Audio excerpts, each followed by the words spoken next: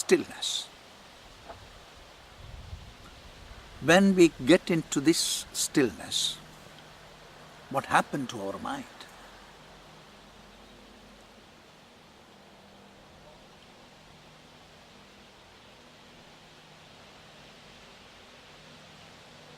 When we get into this movement,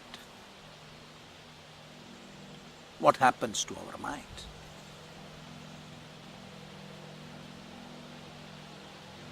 When we get into the movement, the mind moves along with the movement.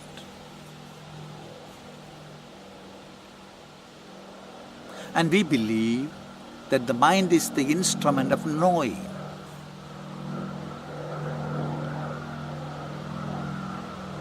Certainly it is the instrument of knowing.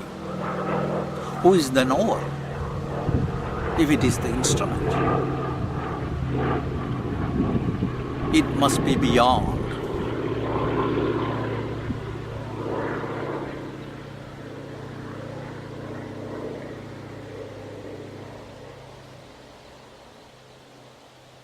And here comes the terms in philosophy, the knower and the known.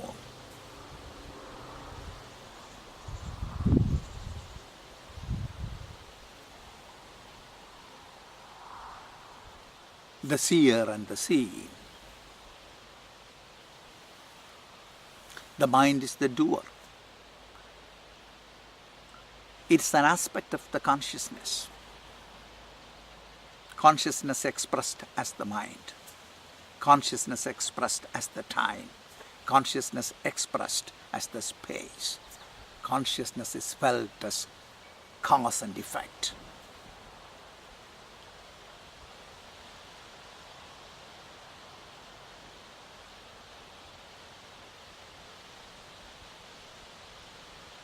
This creates the mundane existence.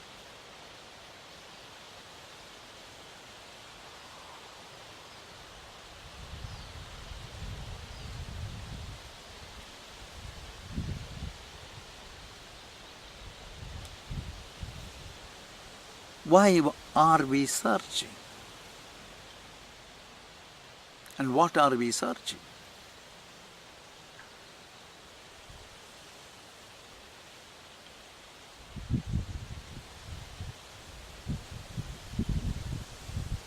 We are searching for something continuously.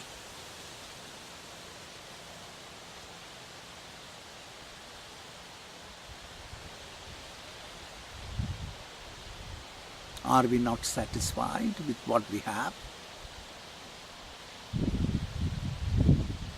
Do you know what you have?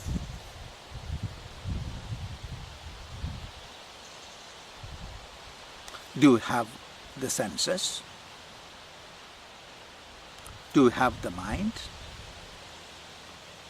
Do you have the intellect? Do you have the ego, the enjoyer and the sufferer? Do you have the intelligence to identify yourself with whatever you see? I should say the contaminated intelligence. And do you have the pure intelligence? Do you feel beyond you are the witness?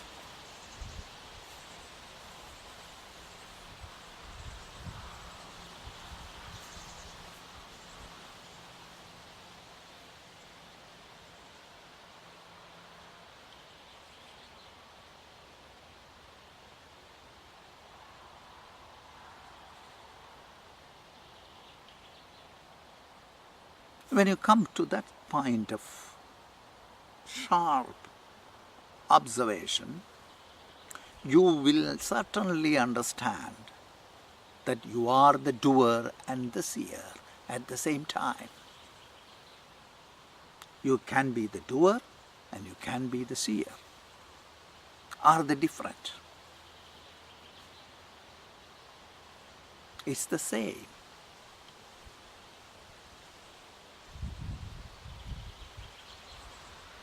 The doer is not different from the seer. Who is searching? Is the seer.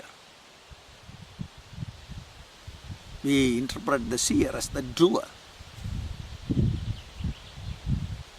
Can the seer do something? Is the witness, whether the witness can do something? It's all a question of language. As the idea which we have about the witness is not the doer, we can't comprehend the idea that the witness can do.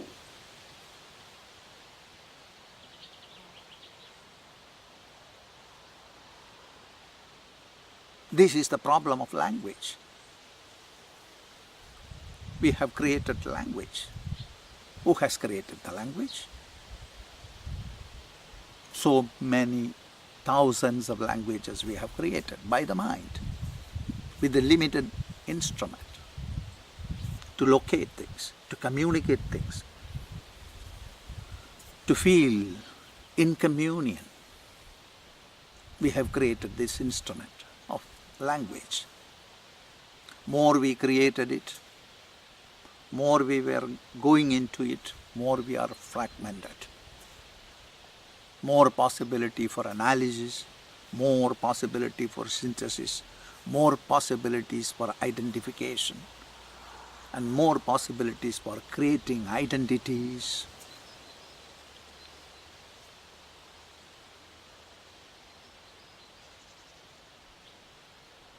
And we have made our life a complex phenomena.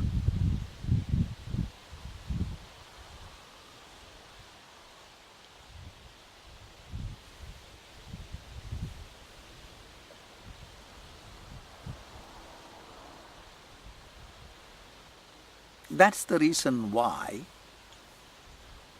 the idea of search comes into being. The question comes into being. How to cross the identities.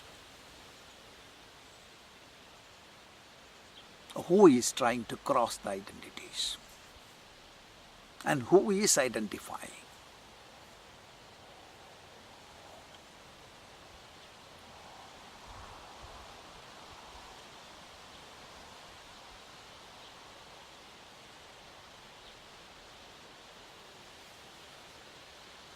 Can the non-self identify with the self? Or can it only drop and be? Is there any possibility for the non-self to be the self?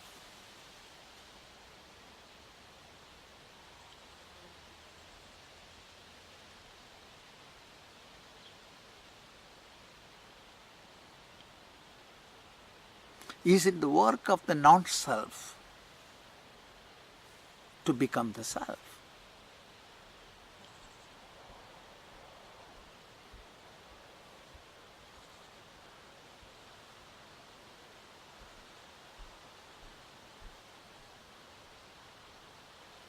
How can the limited perception understand the unlimited?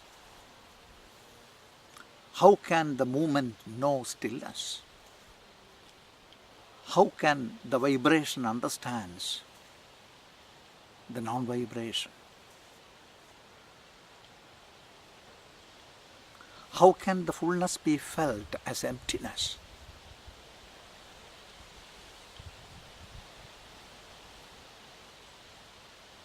And this is the barrier we are trying to cross. What the human beings are trying since time immemorial is trying to cross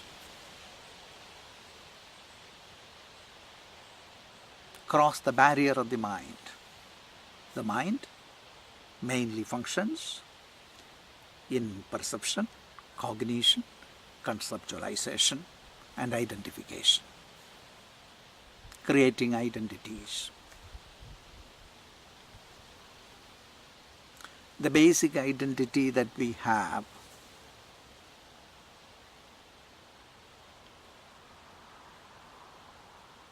or the basic identity that we feel we have is our body.